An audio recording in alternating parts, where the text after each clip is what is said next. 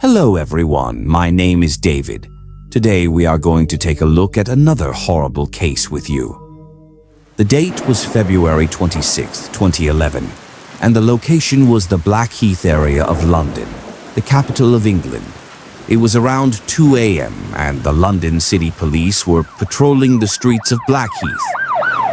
That's when a police officer noticed a large amount of smoke right in the middle of the road, and upon following the smoke, the police also spotted a car that was on fire.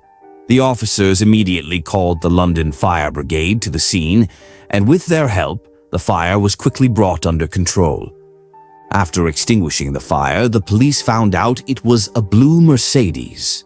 At first glance, the car appeared completely empty. There was no one in the driver's seat or the passenger seat.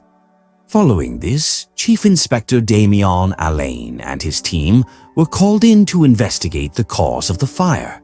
The car was burned, but not completely. Then, when the inspector opened the trunk while searching the vehicle, he found a dead body inside. The body was in extremely bad condition and had been stuffed inside the trunk in a fetal position. Additionally, the hands and feet were tied with plastic zip ties. Initially, the police thought it might be a minor crime, but now it had become a murder case.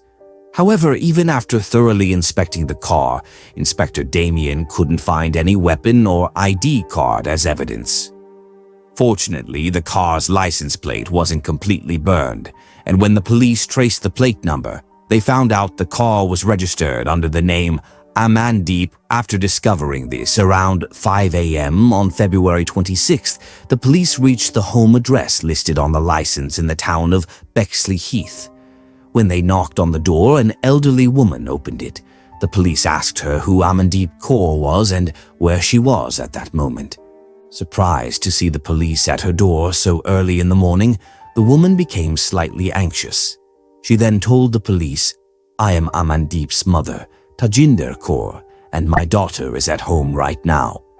The police then sat down with Tajinder Kaur and Amandeep and asked them, "We found your blue Mercedes burning about 7 miles from here in the Blackheath area.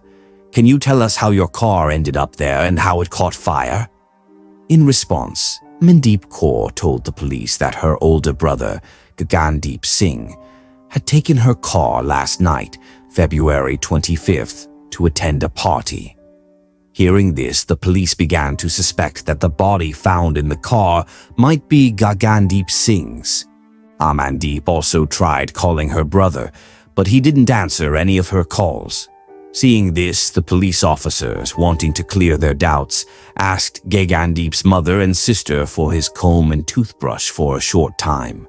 Hearing this, Tajinder Kaur and Amandeep were just as shocked as you might be right now, but the police wanted to match the DNA from the comb and toothbrush with the dead body recovered from the trunk of the blue Mercedes. But now, Gagandeep's worried mother, Tajinder Kaur, told her daughter Amandeep, "Call Gagandeep's friends and ask them where he is." First, Amandeep calls Harvinder Shoker, her brother Gagandeep's best friend. In fact, Gagandeep and Harvinder had met when Harvinder was struggling to find a job in England because of his turban and beard. But since Gagandeep was now managing his family business, he got Harvinder a job in his own office. Working in the same office and coming from the same background made their bond even stronger. Eventually, Harvinder and Gagandeep started visiting each other's homes occasionally, and Gagandeep's mother, Tajinder Kaur, had even started seeing Harvinder like her own younger son. But now that Gagandeep was missing and his sister had called Harvinder to ask about her brother, Harvinder laughed in response. Amandeep, surprised, said, "Harvinder, I'm serious. I'm not joking. My brother has been missing since last night." But Harvinder said he didn't know anything about Gagandeep and then ended the call.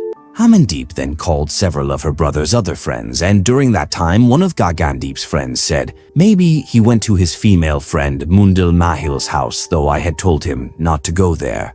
After that call, Amandeep called her brother's friend Mundal Mahil. Mahil said she hadn't seen Gagandeep in months and didn't know where he was. But Amandeep told her that she knew he had come to her house, one of his friends had told her. Mahil then replied in a very indifferent tone, "Yes, he came to my house, but he left from outside." They didn't talk much after that, and Amandeep hung up the call, but she felt more unsettled speaking to Harvinder and Mundil Mahil than she had with any of her brother's other friends. Around this time, one of Gagandeep's friends suggested that Amandeep try using the internet. So they began posting on WhatsApp and Facebook, sharing posts and stories pleading for help in finding Gagandeep. Unfortunately, they didn't receive any responses. Meanwhile, a forensic team was working to match the DNA of the body found in the car with Gagandeep's hair and toothbrush. At the same time, a police team began checking CCTV cameras around the scene. In one CCTV footage, the police saw two people running away after setting fire to the blue Mercedes. It wasn't even clear whether they were men or women. However, after analyzing the footage for some time, investigators noticed that one of the individuals was wearing a turban, the same kind of turban that Gagandeep used to wear. To confirm their suspicion, the investigators showed the CCTV footage to Gagandeep's mother and sister, and they too felt that the man in the footage looked like Gagandeep.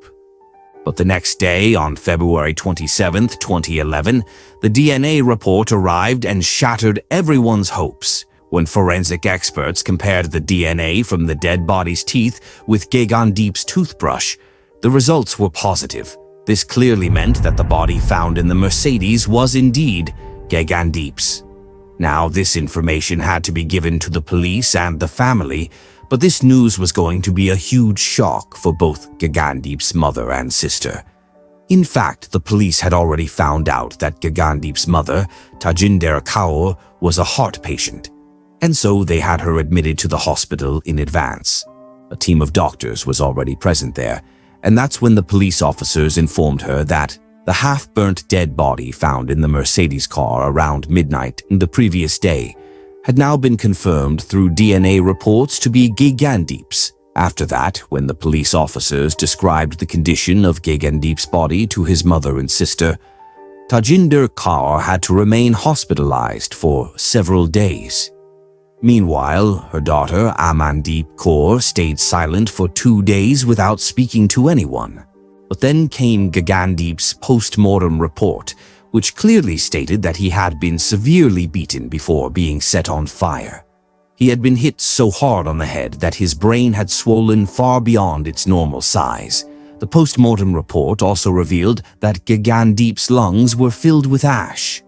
This clearly meant that when his body was set on fire in the car, he was still alive and breathing. Now, what death could be more horrifying than being burned alive? To understand what happened next, we'll have to start this story from Gagandeep's childhood. Gagandeep Singh was born in 1988 into a Sikh family, and his parents were well settled in the Bexley Heath area of South London, England. Gagandeep was the first child of his mother, Tajinder, and father, Charanjit Singh, and everyone who loved him dearly used to call him Gagan. From childhood, Gagan was not only mischievous, but also a bright kid. When he was just 3 years old in 1991, his younger sister, Amandeep, was born. After his younger sister came into the family, Gagandeep became even more mischievous, but he always looked out for her. On the other hand, their parents, Charanjit Singh and Tajinder Kaur, had established a successful recruitment agency in England with over 300 employees. Since there was no one at home to take care of the kids after school, Charanjit Singh used to take both children to his office. Tajinder Kaur, while being a housewife, also helped her husband in the business. Since Gagandeep and his sister, Amandeep, used to be at their father's office after coming back from school, Gagandeep started using the office computer and gradually developed an interest in the work from the age of 8. Although the family belonged to the Sikh community from the beginning, neither Charanjit Singh wore a turban, nor did he ever make his son. But before moving forward, let me tell you that Sikhism is an Indian religion and philosophy that originated in the Punjab region of Indian subcontinent around the end of 15th century. But Gagandeep Singh came to understand his religion quite late.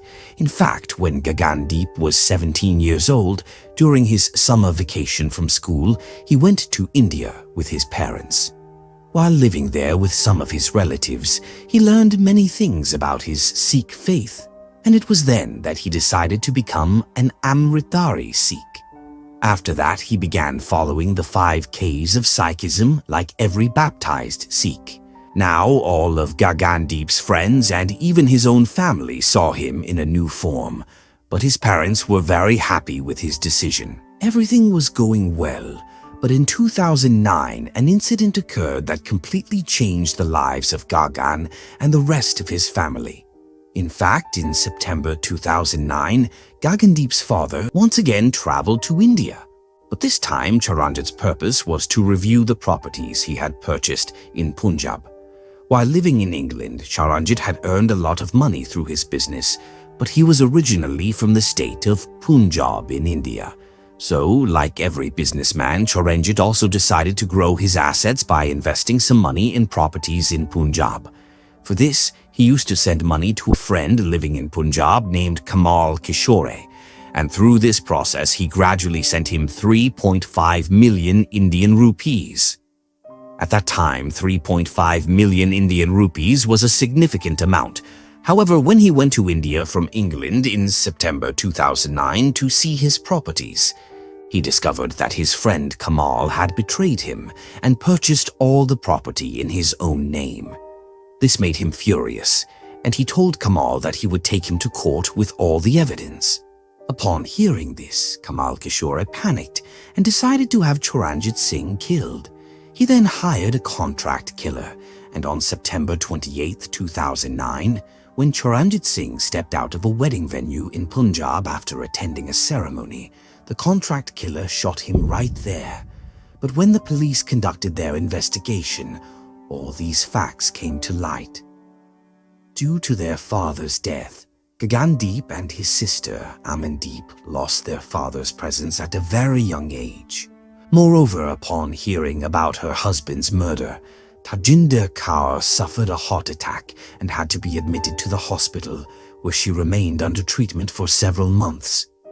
Meanwhile, the eldest son of the family, Gagandeep Singh, had to cope with the grief of his father's death, while also managing the entire business. Gagandeep bravely faced every difficult moment and began working tirelessly, just like his father. Gagandeep had been raised with such noble values since childhood that he was always ready to help others. Serving at the nearby Gurdwara and feeding the needy had become a part of his daily routine. Gagandeep's family business began to soar, and after some time, along with managing his father's business, he also launched a satellite television channel named CCTV.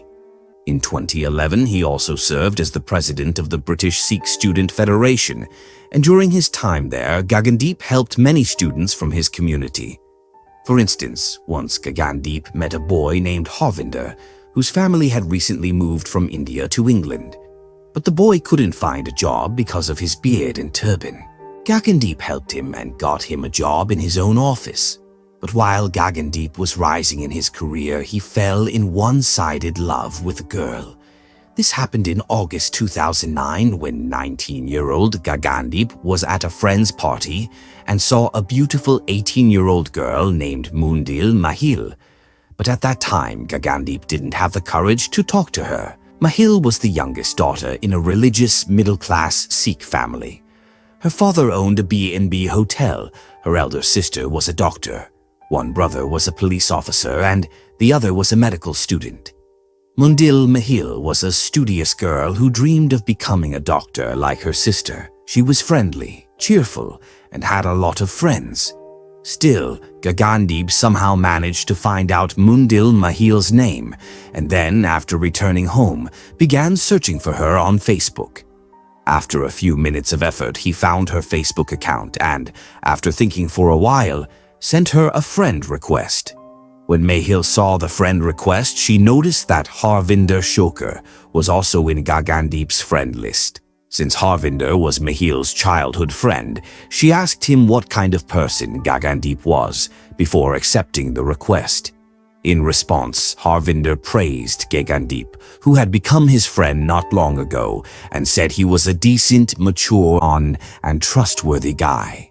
After hearing this, Mahil formed a good impression of Gagandeep in her mind and accepted his friend request. After that, the two began chatting on Facebook, and later they also met a few times in real life. After some time, Gagandeep also mentioned Mahil to his mother, but his family didn't like Mahil at all. In fact, Gagandeep's mother would often tell him that even though the girl belonged to their religion, she wasn't religious at all. She went to clubs and attended house parties with boys, so he shouldn't waste his time on her. But when it comes to love, the heart often wins over the mind, and in this case, too, Gagandeep didn't listen to his mother and kept insisting that she didn't know Mahil and that she was a good girl whom he liked. What's important to note is that London, England, is among the top 10 cities in the world with the most CCTV cameras installed. That's why, in the investigation of Gagandeep Singh's death, the London police started using the city's cameras to track all the locations he visited on the night of February 25th, 2011. In addition, detectives used the city's automatic number plate recognition system to find out that Gagandeep's car had stayed for a long time in the city of Brighton on the night of February 25th. But the distance between Bexley Heath, where Gagandeep lived, and Brighton is about 63 miles, which takes roughly an hour and a half to cover. So the question was, why had Gagandeep gone there? To find out, detectives checked the footage from every CCTV camera along the route. During this, they discovered that Gagandeep had stopped at a store along the way, where he bought a teddy bear, a bouquet of flowers, and some chocolates. Reviewing more CCTV footage, detectives learned that on February 25th, Gagandeep had gone to the house of his friend, Mundil Mahil. In fact, due to her studies, Mundil Mahil lived in that house with 8 of her female classmates. Here, the police question Mahil, and then she tells the police, yes, it's true that on the night of February 25th, Gagandeep came outside my house with his car.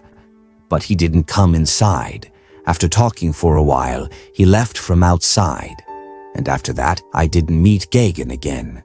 But at this very point, when Amandeep hears Mahil's name from the police, she tells them that when Gagandeep was nowhere to be found and she was calling his friends to ask about him, she had also called Mundil Mahil.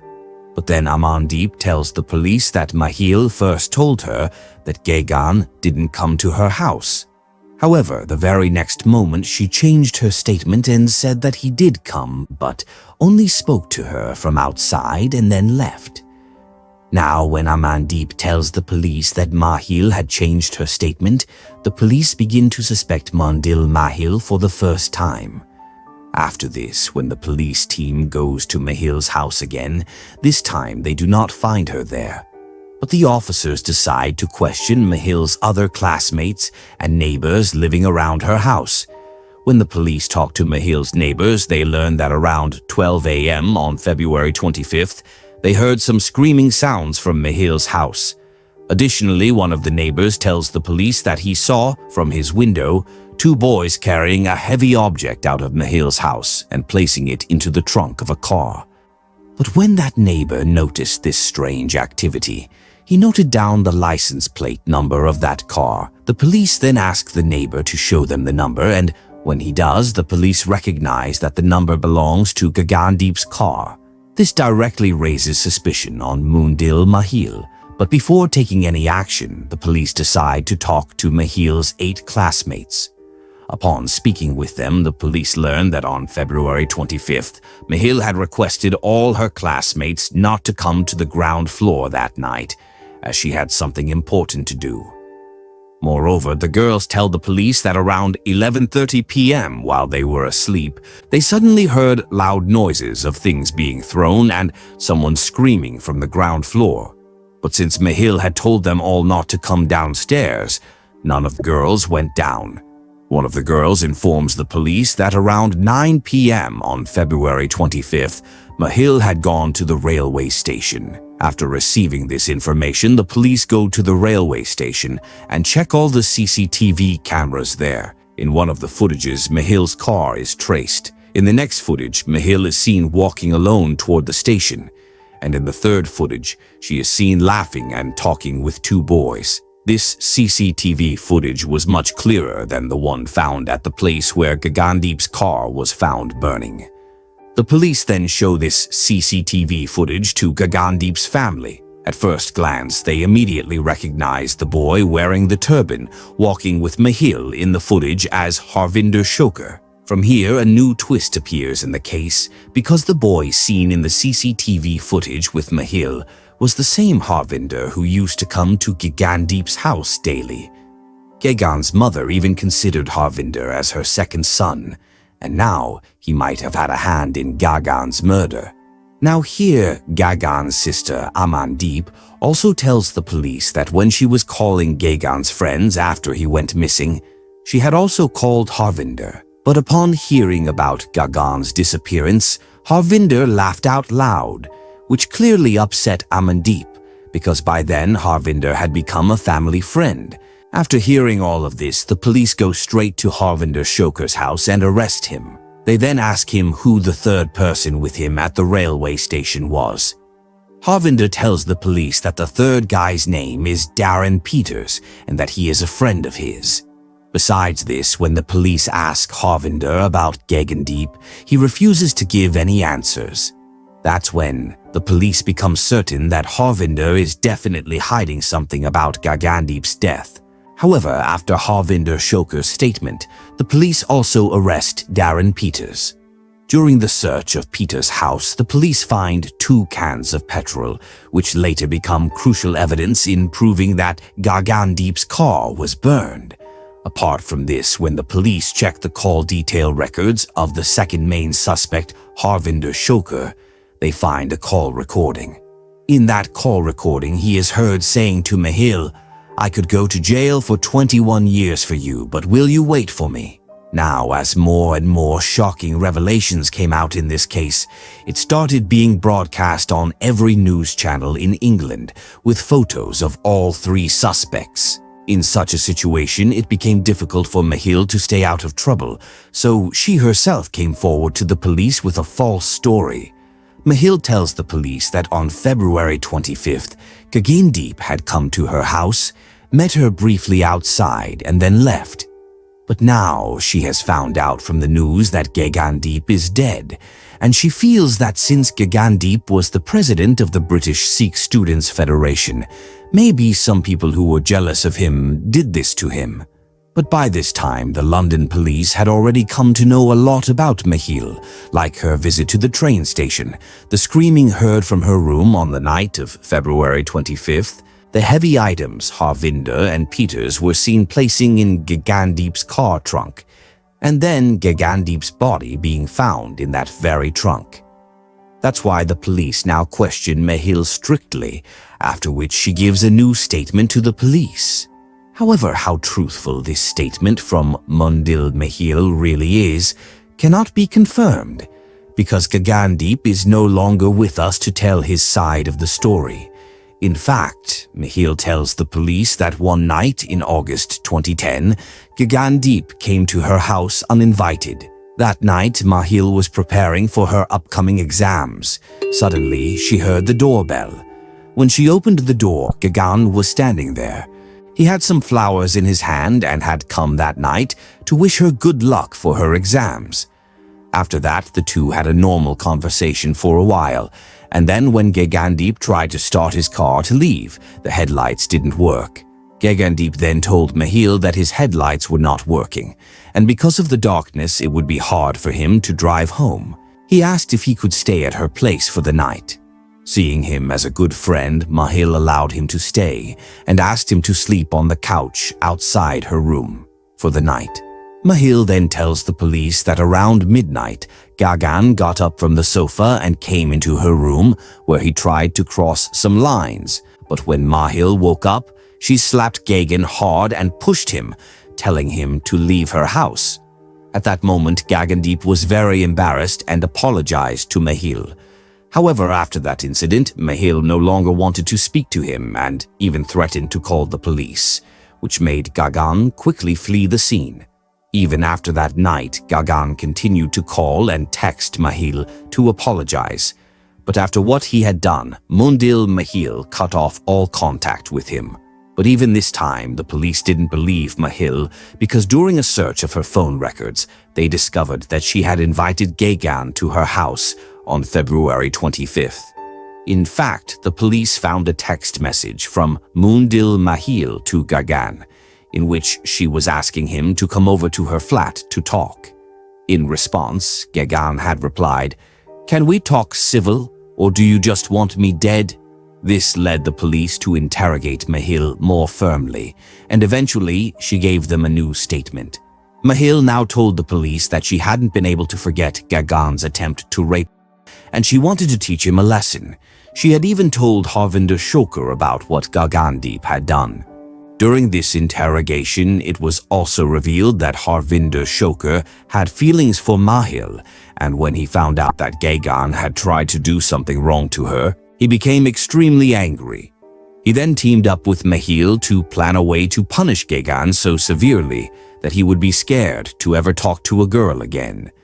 After that, Mahil texted Gagan and invited him over under the pretense of talking, and seeing her message made Gagan very happy. He was in love with Mahil and also wanted to talk to her after the exam night incident, at least that's what Mahil claimed. Then, around 7 p.m. on February 25th, Gagan told his mother and sister that he was going to a friend's party. But since his own BMW was at the mechanic for repairs, he asked his sister if he could take her Mercedes for the night. Before leaving, Gagandeep hugged his mother and said, "Mom, don't wait up for me. You both go to sleep. I'll be late and come straight in the morning." But little did his mother know that it would be the last time she hugged her son. After that, when Gagan parked his car outside Mahil's house and entered her flat, she took him into her room. But inside the room, Harvinder Shokar and Darren Peters were already waiting for him. As soon as Gagan entered, both of them immediately attacked him while Mahil stood there watching. For about 20 minutes, Harvinder and Peters kept punching, kicking, and beating Gagandeep with a camera tripod. During this time, Gagan saw his best friend Harvinder attacking him and kept calling out Mahil's name for help. After that, Harvinder and Peters tied up Gagandeep's hands and feet. Then they wrapped his body in Mahil's bed blanket and put it in the trunk of his own Mercedes. After this, both of them travel again for an hour and a half from Brighton to Blackheath. Then they park the Mercedes on a deserted road, place 2 petrol cans on it, and set it on fire. Many criminals believe that if a body is set on fire, nothing will remain, and the human body will turn completely to ashes. However, these illiterate criminals don't realize that the human body contains more than 60% water, which makes it difficult to burn. Though many pieces of evidence are destroyed by the fire, the body of Gagan didn't burn entirely, which ultimately led to the capture of the 3 killers, Mahil, Harvinder, and Peters. On May 13, 2011, Gagandeep Singh's funeral was conducted on a large scale in the Woolwich area. A significant number of people attended his final journey, including his family members, people from his family business, all members of the British Sikh Student Federation, and some relatives from India. Additionally, on December 5, 2011, the trial for this case began in the famous Old Bailey Court in London. However, the 3 killers were not ready to confess to their crime in court. Mahil's defense lawyer claimed that on the night of February 25, 2011, his client did not beat Gagandeep. She only wanted Harvinder to scare him and teach him a lesson. Harvinder Shokar's defense lawyer argued that his client never intended to kill Gagan. Darren Peters' lawyer claimed that he had only put Gagandeep's dead body in the car's boot at Harvinder's request. He had not killed Gagandeep because he had no personal enmity with him. But the prosecutor fighting on behalf of Gagandeep's side stated Gagandeep's murder was a premeditated conspiracy. Mundil Mahil and her friends tortured Gagan for 20 minutes to take revenge. However, if Mahil, Harvinder, and Peters had wanted, they could have just beaten up Gagan and left him. That's why all three of them should be punished for what they did, because none of them are innocent. The trial lasted for 3 months, and finally, on February 24th, 2012, the court sentenced Harvinder Shokar to 22 years for Gagandeep Singh's murder. Darren Peters was sentenced to 12 years in prison, and Mundil Mahil was sentenced to just 6 years. However, after hearing the court's decision, the people who stood with Gagandeep began protesting outside Old Bailey Court. It was said that this was not justice, and since Mundil Mahil was also involved in Gagan's murder, she should have received at least a 22-year prison sentence.